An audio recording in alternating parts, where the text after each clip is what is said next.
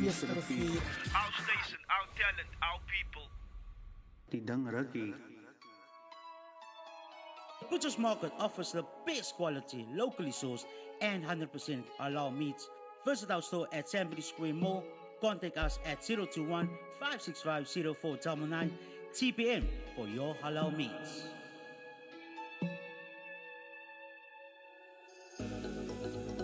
Do you want to take your business to the next level? Advertise with Radio East River by emailing us at admin@radioeastriver.co.za.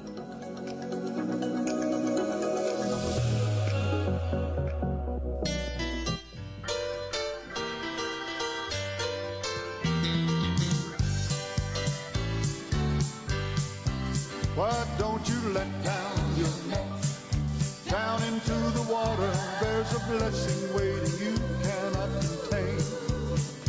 You just let down your net, wade out in the water. He's pouring out the laughter rain. There's some of you diseased and afflicted, and sickness reigns in your mind. You've let the prophets of doubt and unbelief convince you that Jesus don't heal the sick and blind. Why don't you let down your net down into the water? There's a blessing waiting you cannot contain. You'll just let down your net, wade out in the water. He's pouring out the latter rain.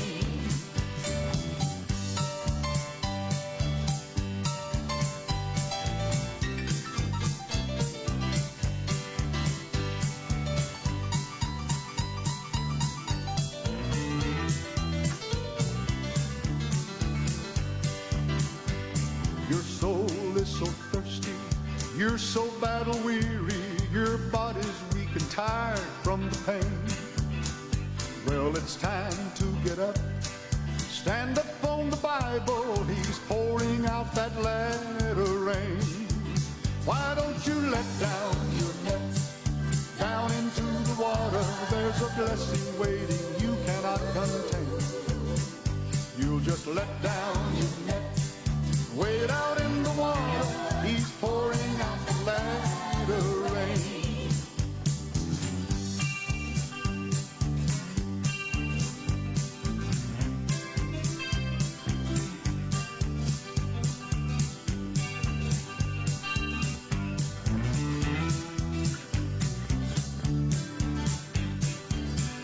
When old Satan comes at you, your weapons are not carnal. The blessed name of Jesus is your power. When he tries to bite your children, remember what old Paul did and shake that old snake off in the fire. Why don't you let down your net down into the water? There's a blessing waiting you cannot contain. You'll just let down your net, wade out in the water. He's pouring out the latter rain.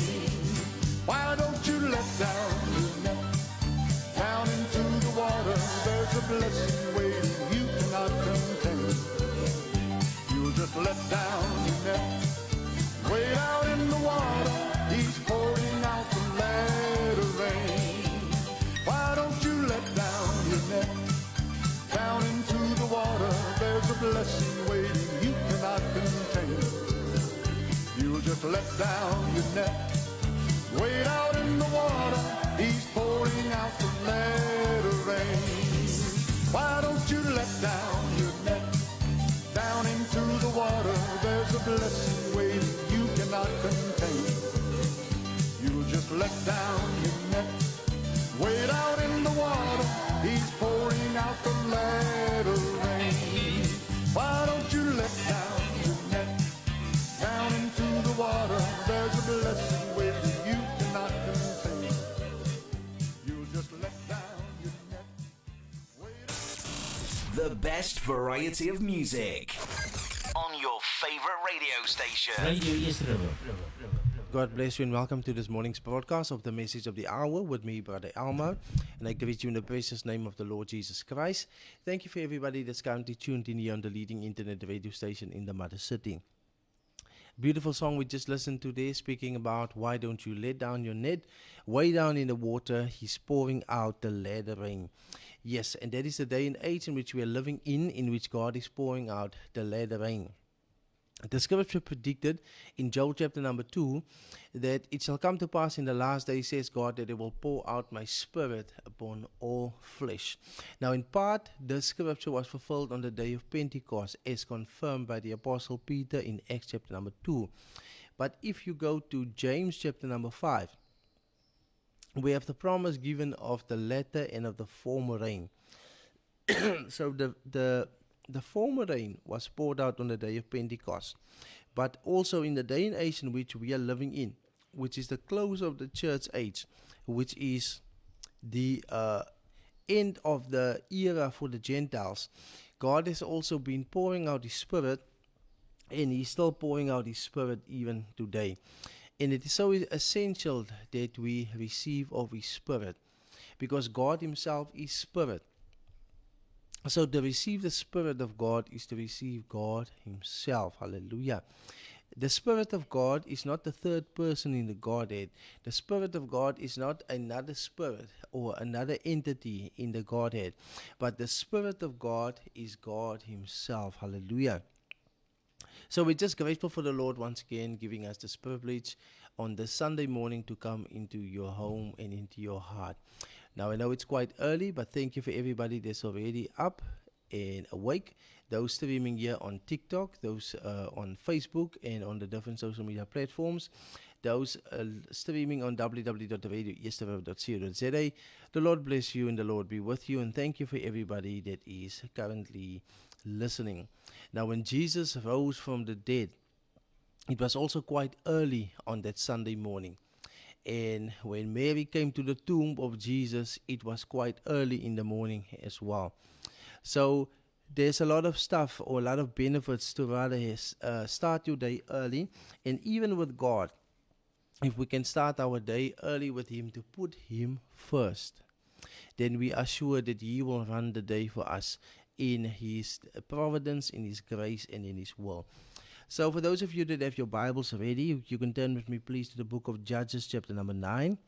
So we are still in the book of Judges, and we're currently dealing with the teaching series right here on the book of Judges. And that is chapter number 9. The Bible says, Now Abimelech the son of Jerubbaal went to Shechem, to his mother's relatives, and said to them and to the whole clan of his mother's family, Say in the ears of all the leaders of Shechem, which is better for you, that all 70 of the sons of Jerubbaal rule over you, or that one rule over you? Remember also that I am your bone and your flesh. And his mother's relatives spoke all these words on his behalf in the ears of all the leaders of Shechem, and their hearts inclined to follow Abimelech, for they said, He is our brother. And they gave him 70 pieces of silver out of the house of Baal-berith, with which Abimelech hired worthless and reckless fellows who followed him. And he went to his father's house at Ophrah and killed his brothers, the sons of Jerubbaal, 70 men, and on one stone. But Jotham, the youngest son of Jerubbaal, was left where he hid himself. And all the leaders of Shechem came together in all Beth Millo, and they went and made Abimelech king by the oak of the pillar of Shechem. When he was told to Jotham, he went and stood up on the top of the mountain Gerizim and cried aloud and said, Listen to me, you leaders of Shechem, that God may listen to you. The trees once went out to anoint a king over them, and they said to the olive tree, Reign over us. But the olive tree said to them, Shall I leave my abundance, by which gods and men are honored, and go to hold sway over the trees? And the tree said to the fig tree, You come and reign over us.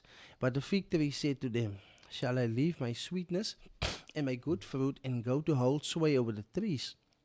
And the tree said to the vine, You come and reign over us. But the vine said to them, Shall I leave my wine that cheers God and men, and go to hold sway over the trees? And all the trees said to the bramble, you come and reign over us. And the bramble said to the trees, if in good faith you are anointing me king over you, then come and take refuge in my shade. But if not, let fire come out of the bramble and devour the cedars of Lebanon. Now therefore, if you acted in good faith and integrity when you made Abimelech king, and if you have dealt well with Jerubbaal and his house, and have done to him as his deeds deserve, for my father fought for you and risked his life and delivered you from the hand of Midian, and you have risen up against my father's house in this day, and have killed his sons, 70 men on one stone, and have made Abimelech the son of his female servant king over the leaders of Shechem, because he is your relative. If you then have acted in good faith and integrity with Jerubbaal and with his house this day, then rejoice in Abimelech, and let him also rejoice in you.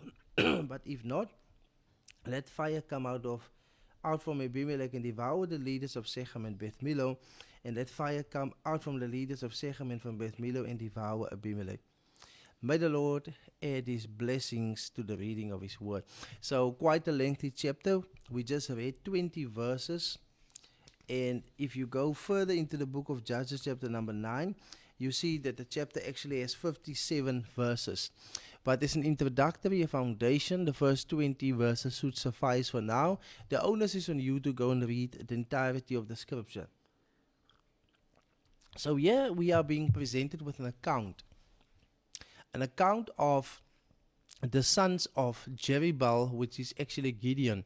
If you can remember, when we started the teaching series, we started with Gideon, which was also a judge in Israel. And Gideon also got a name, which was Jerubbaal. And Gideon got his name after he destroyed the altars of Baal or Baal. So Gideon had a number of sons. He had a lot of children, and as we can clearly see here, he had about 70 plus children.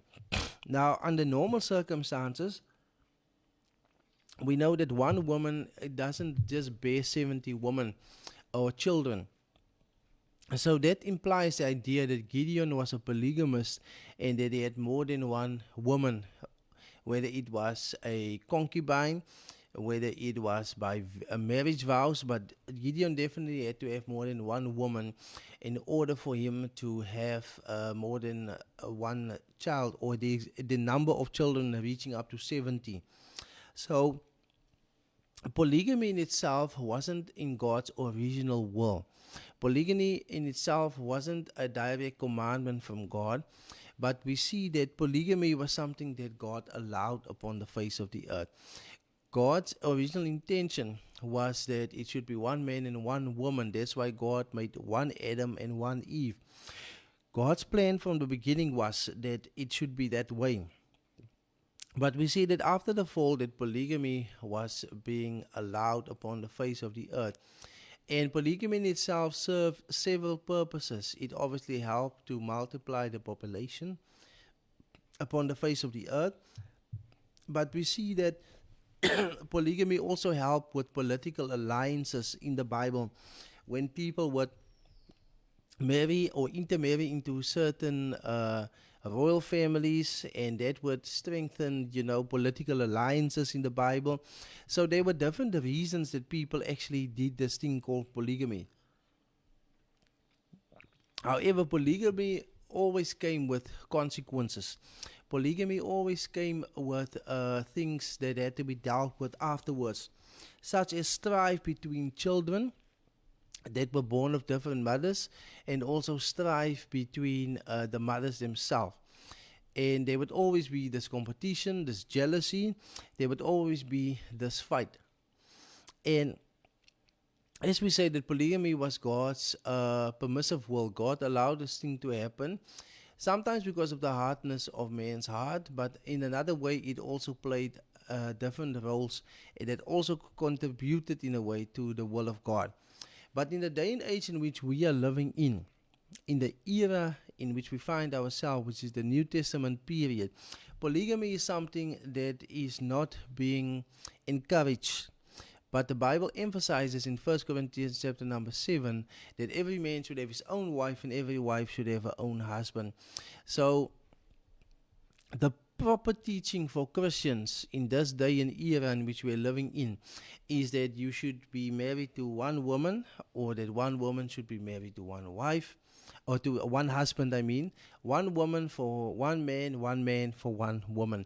That is God's plan, not the other way around. Not one man married to multiple women, or one woman married to multiple men. Not one man married to another man, or one woman married to another woman. That is not God's will at all. God's will is one man with one woman for life. And we see that after the passing of Gideon, there was chaos that erupted. And many times this is the case, that after the passing of a parent, there is sometimes chaos that erupts, and especially in this type of relationships where there was multiple children that was born of multiple marriages or multiple relationships. And in this case we see it was a struggle for power, yes. And there was a son of Gideon whose name was Abimelech, and we see that his mother actually spoke to him, so there was some influence on his mother's side, or from his mother's family at least, and they wanted him to become the ruler over them. And then they were the ones that gave him this idea to go and kill all his other brothers, the 70 sons of Gideon, so that they cannot become a threat or an obstruction for him to step into power. And he did exactly that. He murdered his own brothers, except for one that escaped by the name of Jotham. And this was a disgusting act to do, to kill your own brothers, to get rid of the competition so that you can basically reign over them. And we see that there was another example in the scripture as well with one of the sons of David, which was called Adoniah. And Adoniah thought, close to the passing of his father David, that he would be the next king in line. And then he even hired some horses and chariots and people that ran in front of him, that declared him to be the king. So he had himself in mind, but while he had himself in mind, God had somebody else in mind. And this is the case even today, whether it is political or sometimes even in the religious world, that people tend to fight for leadership positions. Now, the moment you start to fight for a leadership position, that in itself implies that you are not a leader yourself. If you need to kill other people, or to get other people out of the way, or discredit other people, or make other people look bad so that you can become the leader, then that is a sure sign that you are not intended to be a leader by God. This was the case here with Abimelech. That was the case with Adoniah, the son of David, that he assumed this leadership upon himself. He assumed that he would become the person. He assumed that he would be the next one in power, without any direction from God, without any inspiration from God, without any anointing from God, without any instruction from God. He assumed and presumed that he would be the next one in power. And then he killed all his brothers. He got rid of them so that there could be no hindrance or competition, so that there could be no strife, but that he could reign without any question. Now, we see that in the book of Judges, it wasn't about inheriting the judgeship, if we can put it that way. But to become a judge, it was the Spirit of God coming upon a person. Now, and then empowering them to do the work as judge. There were some instances where God would send an angel, like to Gideon, to go and to complete his task or commission. Then we see, like with Samson, even before his birth, it was an angel that appeared, the angel of God himself, a manifestation of God, appearing to Samson's parents and informing them about the birth of this child. But in other cases, we see that what made the judges stand out was that the Spirit of God came upon them. So it wasn't something that they had just randomly decided to become, and then they woke up one morning and decided they're going to be a judge in Israel today. But it was a choice and election of God. And so also in the church world today, we should be wary, we should be careful to not just stand up and become self-proclaimed leaders, such as it was with Abimelech and such as it was with Adoniah. But we should make sure that it is upon the direction and prompting of God. We should make sure that it is the Spirit of God that comes upon us that anoints us into that leadership positions. Now, with some people, it happens that God sends prophets. We see, like with Deborah, there was a word of prophecy from God given to Barak to do this work as a judge.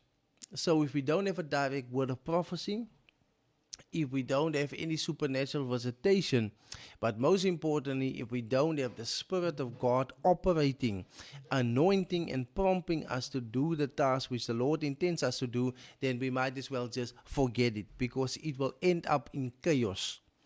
And as we see is what happened here in the life of Abimelech himself. He by violence and force stepped into the leadership position by killing his very own brothers. And then we see, to a certain extent, he did succeed, and he became the ruler. And technically, you can say he was the first so-called king in Israel made by the people. Now, the judges were not kings, but they were military leaders chosen by God. But here we see in this instance of Abimelech, the people made him king. But his kingship wasn't recognized on a national level, but it was only territorial in the section of Israel that was called Sichem. So, in a way, he was being made king over their territory. But we see that God had no involvement in this at all. God didn't send a prophet, God didn't send an angel. And there's no account even that the Spirit of God came upon Abimelech to do this thing of ruling over God's people or leading God's people. Now, Abimelech had another leadership style in mind, and that was one of being ruthless and a dictator. He was merely power hungry. He didn't have the right type of character to be a proper leader over God's people. So we see that those that were chosen of God many times shared similar characteristics. Some of them eventually at first would run away from the call, others would be willing. But one thing is for certain, that those that were genuinely called by God or placed into leadership positions were people that actually modeled the proper behavior. They modeled righteousness. They modeled the right type of character in order to serve the people. They had the people upon their heart and to serve them. And we only serve God by serving God's people. Hallelujah. And obviously that doesn't mean that we have become people's pleasers, but by doing what God wants us to do for His people, thereby we serve God by serving His people. Paul said, if I were still to please people, would I be the servant of God? And then he answers in that also no. So it is not about just pleasing the people and doing whatever the people wants, but it's about doing what God wants for the people and having a genuine concern for the people's well-being. So Abimelech had this type of leadership style. And then we see that this son of Gideon that survived, Jotham, he spoke of a parable of these different trees. And then he said that the trees spoke to this tree, like the olive tree, the fig tree, and the vine or the vineyard. And all of these trees refuse to become trees over the trees. Now, in this parable, the trees represent the people. Trees represent people spiritually. The Bible says in Psalms 1 that he shall be like a tree planted by the rivers of water. And then it also speaks about Jesus Christ being the tree of life. And it also speaks that there was a tree of the knowledge of good and evil in the Garden of Eden. God showed Nebuchadnezzar a dream in Daniel chapter number 4 in which he basically is being depicted as a great strong tree of which the birds of heaven makes nests and the animals find shelter under, and so forth. We can continue. So the trees represented the people, and the people spoke to other trees which referred to other individuals, and they wanted them to reign over them. And that is mankind's desire. They need a leader. Man is like sheep, and sheep needs a shepherd that needs to be led. So people want somebody to lead them. And this is what happened in the book of 1 Samuel, chapter number 8 as well, where the people of Israel demanded to have a king to rule over them. So man's desire is to have a leader, somebody that can guide them. Not everyone is meant to be leaders. Not everybody has leadership qualities or characteristics, and not everybody is suitable or fit to be leaders according to the criteria that God gives in His Word. So people need somebody to lead them, and that somebody is God Himself. But we should never substitute the leadership of God with that of men, but we should rather allow God to appoint men or to use men by which He can lead us. But we should never cast God aside and think that we just need a man to take us further. We don't need God. If you have just a man without God, then you have a problem. But if you have a man that has God, then you have God leading you with a man or through a man. So what happened was basically that this was a parable given. It even speaks about the bramble tree, which is a thorn tree. And all the other trees declined to lead or to govern over the people, but the bramble tree was the one that was willing to go. Now, we are not being told the exact identity of who the olive tree and the fig tree and the vineyard represents, but from what we can see is the way that these three trees answered. They definitely didn't have themselves in mind in terms of wanting to rule, but they had themselves in mind in terms of wanting to serve. Like the olive tree said, that the abundance that it offers to gods and men, he doesn't want to leave that and to sway over other trees. So the olive tree had something to offer to serve the purpose of God and men. And the fig tree also, his sweetness and good fruit. And then also the vine, speaking about the grapes that it brings forth, that cheers God and men.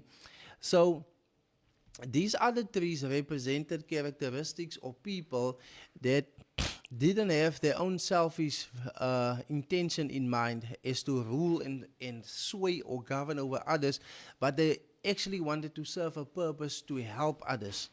And that should be the type of characteristic that we should be having if we want to be leaders. Jesus modeled that for us in the book of Matthew chapter number 20 from verse 28, where he speaks that the one that wants to be the leader amongst you should be the least, and he should be everybody's servant. Jesus even said when it comes to worldly power or the Gentiles, then normally the one that is in leadership and power, he gets served by everybody. But Jesus speaks when it comes to leadership amongst believers, that it should not be so. But the one that wants to be on top should be below. Now we're going to take a break quickly. We're going to listen to that song again. Why don't you let down your net way down in the water? After that, we return to this morning's broadcast of the Message of the Hour. Stay tuned and don't move. God bless you. Radio Eersterrivier, onze stasie, ons talent, onze mensen.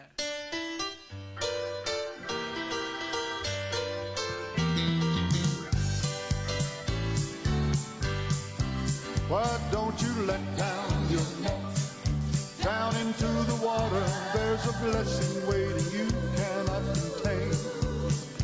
You just let down your net, wade out in the water. He's pouring out the latter rain. There's some of you diseased and afflicted, and sickness reigns in your mind. You've let the prophets of doubt and unbelief convince you that Jesus don't heal the sick and blind. Why don't you let down your net down into the water? There's a blessing waiting you cannot contain.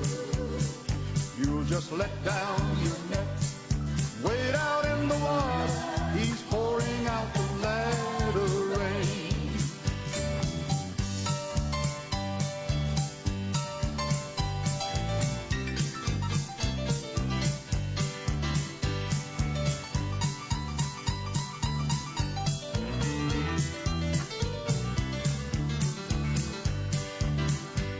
Your soul is so thirsty, you're so battle weary, your body's weak and tired from the pain.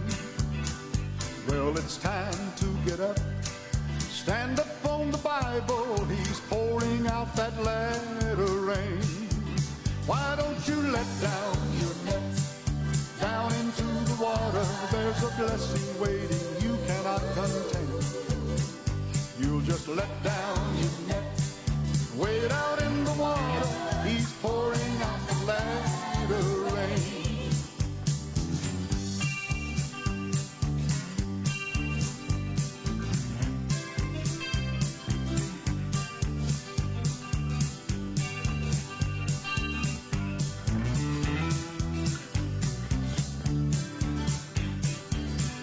When old Satan comes at you, your weapons are not carnal.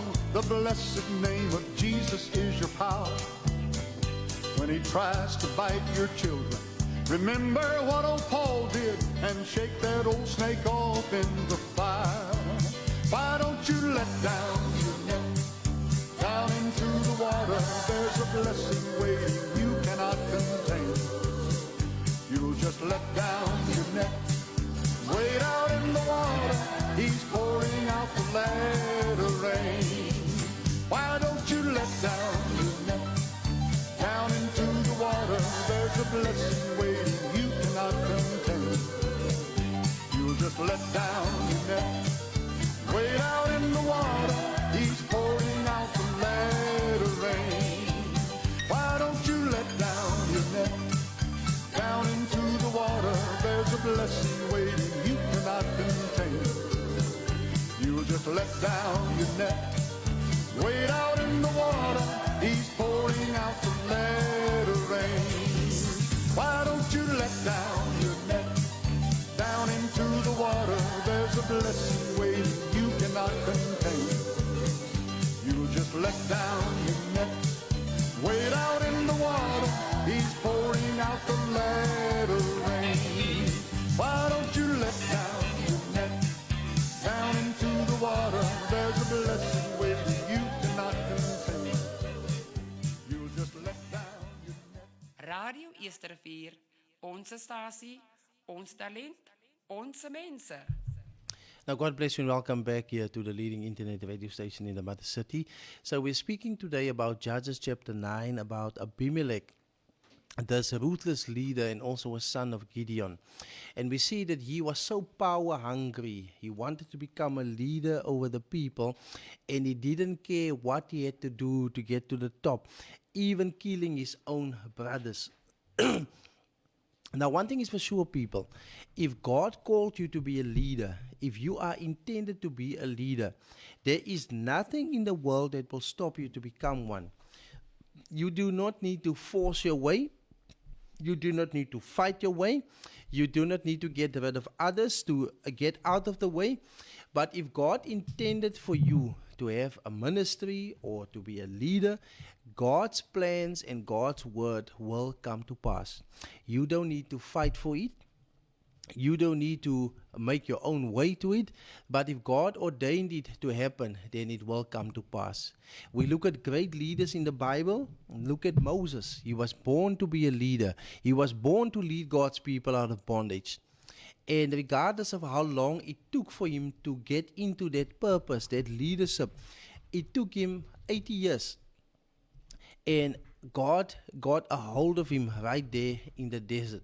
God got a hold of him while he was flocking the sheep of his father-in-law. If we look at David, David was anointed as king over Israel at a young age, most probably as a teenager. But when David became king, he was 30 years old. It took him some time to get there.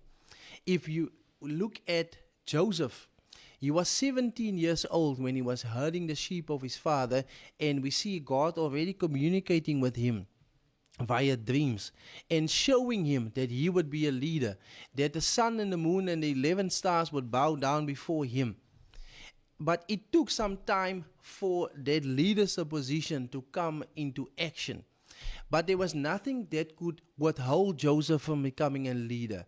Not the prison could withhold him from becoming a leader. Not the wife of Potiphar could withhold him from becoming a leader. Not his brothers throwing him into a pit and selling him to the Ishmaelites could hinder him from becoming a leader. The same with David. Not one of his other 7 brothers could hinder him from becoming a leader. Not Goliath could hinder him from becoming a leader. There was nothing, not even Saul, that attempted twice to kill David, could hinder him from becoming a leader. Even with David in the Bible, or with Moses, not even the Egyptians could hinder him from becoming a leader. Not even the wisdom or the gods of the Egyptians could hinder him from becoming a leader.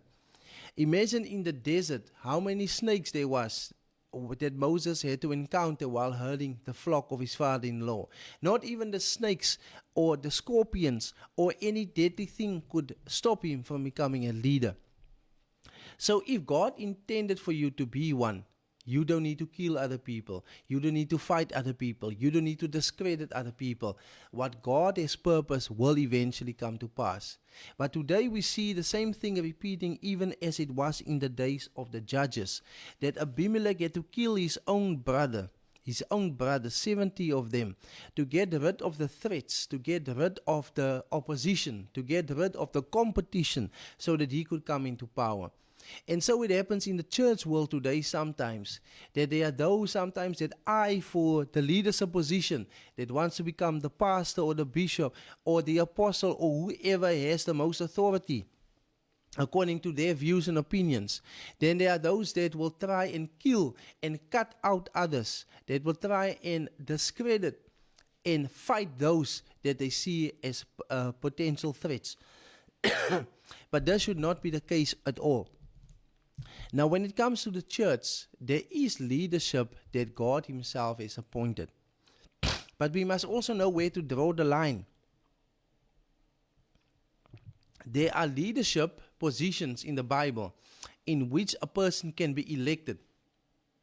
And when it comes to that election criteria, then you must be able to comply with it first. If you go, for instance, the Bible speaks about those that are the elders and the deacons. If you go to 1 Timothy chapter number 3, the Bible gives certain strict requirements for those that get elected as elders and deacons. So the elder can be seen as the overseer, or can be seen as the bishop, or in plain terms, the pastor, the person that is responsible for feeding a flock. Now I'm going to read to you what the Bible has to say about it. What you make of it, may the Lord give you insight therein and anoint your eyes. This is 1 Timothy 3. This saying is trustworthy. If anyone aspires to the office of overseer, he desires a noble task. Therefore an overseer must be above reproach, the husband of one wife. It doesn't say the wife of one husband, but it says the husband of one wife. It must be a man. It must be a husband of one wife. Sober-minded, self-controlled, respectable, hospitable, able to teach, not a drunkard, not violent, but gentle, not quarrelsome, not a lover of money. He must manage his own household well, with all dignity, keeping his children submissive.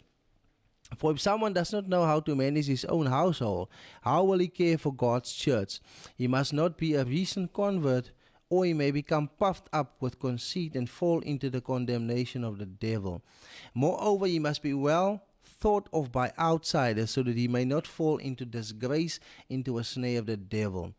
Deacons likewise must be dignified, not double-tongued, not addicted to much wine, not greedy of dishonest gain.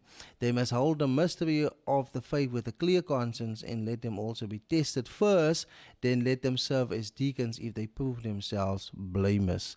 Their wives likewise must be dignified, not slanderous, but sober-minded, faithful in all things. Let deacons each be the husband of one wife. Once again, the Bible says it must be a man. A deacon is to be a man, not to be a woman. The Bible says he must be the husband of one wife. So not just must he be a man, but he must be a married man. And not just be a married man, he must be married to one woman, not to multiple women. The same applies here to the position of the elder or the deacon. The Bible clearly says he must be the husband. So he must be a male. And then it says he must be the husband of one wife. So he must be a married man. And he must be the man of one woman, not multiple women. So we can continue on. The Bible says, let the deacons each be the husband of one wife, managing their children in their own households well. For those who serve well as deacons gain a good standing for themselves and also great confidence in the faith that is in Christ Jesus. I hope to come to you soon, but I am writing these things to you so that if I delay, that you may know how one ought to behave in the household of God, which is the church of the living God, a pillar and buttress of the truth. Great indeed, we confess, is the mystery of God, in as God was manifest in the flesh, justified in the spirit, seen by angels, proclaimed among the nations, believed on in the world, taken up in glory. So what we want to emphasize is these two leadership positions have strict requirements. And if you are eyeing to be in one of these positions, then it's very clear from the Bible that you should be complying with what the scripture says. There's no point that you are a pastor or elder, but you can't control your own house. There's no point you're a pastor or elder, but you cannot even provide for your own house. Because if you can't provide for your own house, how will you be able to provide for the house of God? If you can't even control your own house and keep them in submission, how will you be able to have control over the house of God? How will you be able to be teaching God's people? And we see that it is a requirement that these had to be married people, because married people have experience from raising children and solving marriage problems. And when there is such problems found even in the congregation, we see that this is where the elders and deacons can step in and also help with such. But if they themselves are not right and they are placed in these positions in the wrongful way, then they will be more of a burden than a blessing. Now, there are, of course, other positions that the Bible speaks about as well. Helpers, governments, and so forth. But when it comes to these two, these are the ones where people can actually elect you, when you can actually be chosen based on you meeting the criteria. So you don't need to fight the next guy so that he gets disqualified to be a deacon and you can be qualified to be a deacon. You don't need to disqualify the next man so that he doesn't become a pastor so that you can become a pastor. But it is merely about matching the criteria of which the Bible speaks that you must comply to. And then we can go even further in the epistle to Titus, where the Bible also speaks of a similar topic about these things about the deacons and the elders. Now, once again, it is just Bible. It is not my special teaching or my special doctrine or my special view and opinion, but this is merely just what the Bible has to say about the matter. And then we go over into Titus chapter number 1. Verse 5. This is why I left you in Crete, so that you might decide what remained into order. And appoint elders in every town as I directed you. If anyone is above reproach, the husband of one wife, and his children are believers, are not open to the charge of debauchery or insubordination. For an overseer as God's steward must be above reproach. He must not be arrogant or quick-tempered or drunkard or violent or greedy for gain. Be hospitable, a love of good, self-controlled, upright, holy, and disciplined. He must hold firm to the trustworthy word as taught, so that he may be able to give instruction in sound doctrine and also to rebuke those who contradict it. For there are many who are insubordinate, empty talkers, and deceivers, especially those of the circumcision party. They must be silent, since they are upsetting whole families by teaching for shameful gain what they ought not to teach. And so forth. Now we can continue what the Bible has to say about this. But then there's also other leadership positions in the scripture that speaks about the fivefold ministry in Ephesians chapter number 4 from verse 11 to verse 13, where the Bible says that God gave gifts unto men. He gave some to be apostles, others to be teachers, others to be prophets, evangelists, pastors.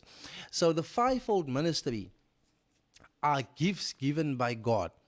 And the Bible doesn't say with regards to the fivefold ministry that they should be people that are married, for instance. It could be married, it could be unmarried. We look at, for instance, the apostle ministry. The Bible speaks that Peter was an apostle, but Peter was a married man. But then also Paul was an apostle, and Paul was an unmarried man. So you had married men and unmarried men that were apostles. So marriage is not a requirement, but with these ministries, it has to do with either a direct calling by the Lord Jesus Christ in the different means that the Lord speaks, whether it is dreams, whether it is visions, whether it is direct prophecy, or whether it is directly appearing in a visible form or speaking.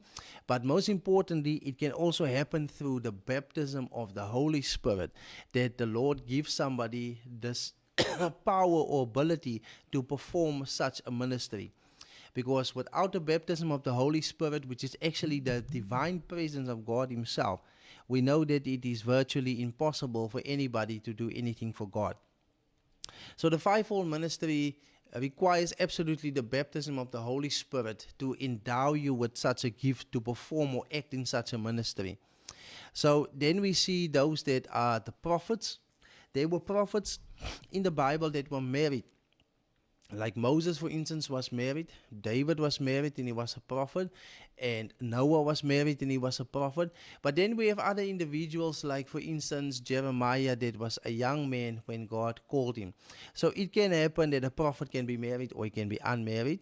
And so forth. We can go into detail with these ministries. But they absolutely require the baptism of the Holy Spirit. And by that, God gives a gift to that individual to act in that capacity of that leadership position. So it happened in the book of Judges as well, that the Spirit of God came upon the judges and empowered them to become judges. So it is also with those that receive these ministries of God, that it is absolutely must and essential that they must have the Spirit of God coming upon them to perform the task that God has given upon the shoulder. Otherwise, it is all in vain. So very important, people. Even those that are deacons and elders, they must also have the Spirit of God.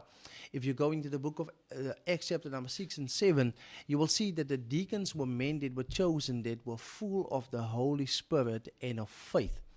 The Bible even speaks in the book of Acts chapter number 20 that the Holy Spirit made the elders of Ephesus elders over God's flock. So the elders were made elders by the Holy Spirit. The deacons had to be men that was full of the Holy Spirit. And even those that are leaders in terms of apostles, prophets, teachers, pastors, evangelists, they are also the ones that have been filled with the Holy Spirit. Because without the Spirit in the man leading the people, it is not God leading the people, but it is the man leading the people. So all these leadership positions, they require the leadership of God Himself as well. You don't need to kill another apostle so that you can become an apostle. You don't need to kill another pastor. You don't need to kill another evangelist, a prophet, or a teacher so that you can become one. But it is the Holy Spirit that gives you these gifts.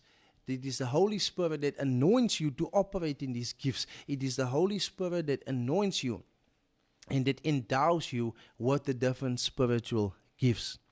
And that should be a great lesson for our churches today, because many people today that are still fighting for leadership positions are the people that don't have the Spirit of God.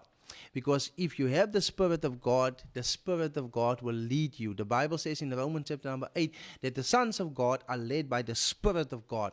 So the Spirit will lead you into that position into which you need to go. And if you're not meant to be in a position, then the Spirit will still lead you to live a holy life. The Spirit will still lead you to do the will of God. Not everybody can be a leader. Not everybody has the qualities to be a leader. Not everybody has the abilities to be a leader. Not everybody is chosen of God to be a leader. So people, I trust that this morning's broadcast was a tremendous blessing to you and you've gained better insight. For those of you that tuned in this morning, that's probably still fighting other people so that you can become leaders, I want to tell you to just stop it. Do not fight, do not discredit, do not try and hinder other people because you see them as a threat and that they might rise into power in God's kingdom. It is only God that can exalt and it's only God that can debase. Only God can make you a leader, and only God can lead you through that process. So we don't need to do what Abimelech did and kill his own brothers. You see, Abimelech literally committed murder. Now in today's time, people don't always literally commit murder. They don't take a gun or a knife or an object and kill somebody that they think will become the pastor or something and get rid of them. But people kill today by speaking bad about other people and manifesting hatred and slander, so that they can discredit that person's credibility and character in front of others, so that people can turn against that individual so that he doesn't rise to power. Now in God's kingdom, it doesn't work that way. We don't need to go that route. And even if people does go that route to try and kill and discredit others whom they think can be a threat for them to come into power, it shall anyhow come to pass that the person that the Lord has chosen, that the Lord has anointed, that the Lord has elected, that person will come into that leadership position that God has put out for that person. There is nothing and nobody that will hinder that from coming to pass. For those of you also experiencing such opposition, be of good cheer. The Lord is with you. And all the hindrances and all the fighting and the persecution is also essential to mold your character so that you can become fit and adequate to do the task that the Lord has allowed you to do. Let us pray. Lord, thank you for giving me this message. Thank you for inspiring me to speak these words. And I pray, Lord, that it will not return void unto you, but will accomplish the mission and purpose which you sent it. I pray that you will bless each and every listener, give them eyes to see and ears to hear what the Spirit says unto the churches. May it bring forth a great harvest for your kingdom, and may it bring order and structure into various churches scattered all across the globe, the face of the earth. Bless them, Lord, that were tuned in, and don't leave us or forsake us. We ask this in the name of Jesus Christ. Amen. Thank you for everybody that was tuned in. For those that just missed the live broadcast, you can always catch the repeat on www.radioeasterriver.co.za or on the Radio Easter River Facebook page or on our YouTube channel, Radio Easter River. So as I go off the air, we listen to that beautiful song again. Why don't you let down your net? Way down in the water, he's pouring out the latter rain. You pray for me as I pray for you. And as I go off the air, I'll see you next time, God willing, in Jesus' holy name. Amen. Radio Easterrivier, onze stasie, ons talent, onze mensen.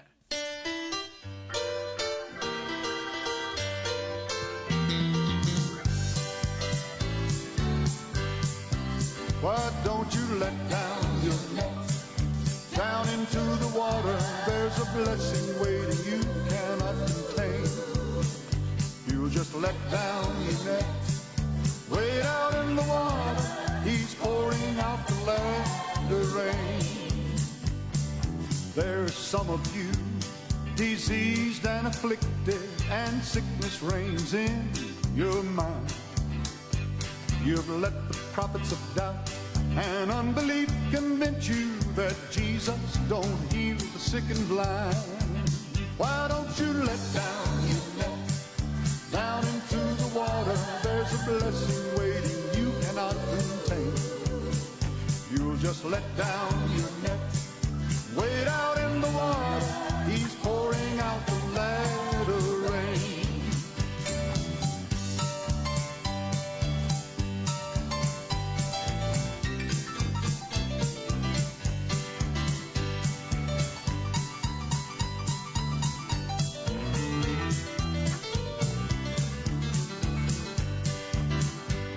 Your soul is so thirsty, you're so battle weary, your body's weak and tired from the pain.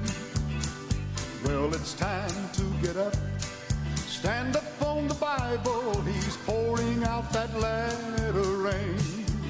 Why don't you let down your net? Down into the water, there's a blessing waiting you cannot contain. You'll just let down your net, wade out in the water, he's pouring out the latter rain.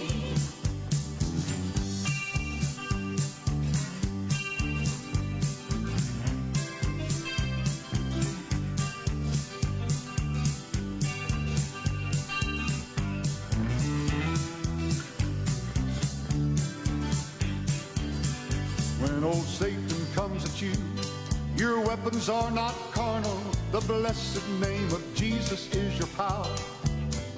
When he tries to bite your children, remember what old Paul did and shake that old snake off in the fire. Why don't you let down your net down into the water? There's a blessing waiting you.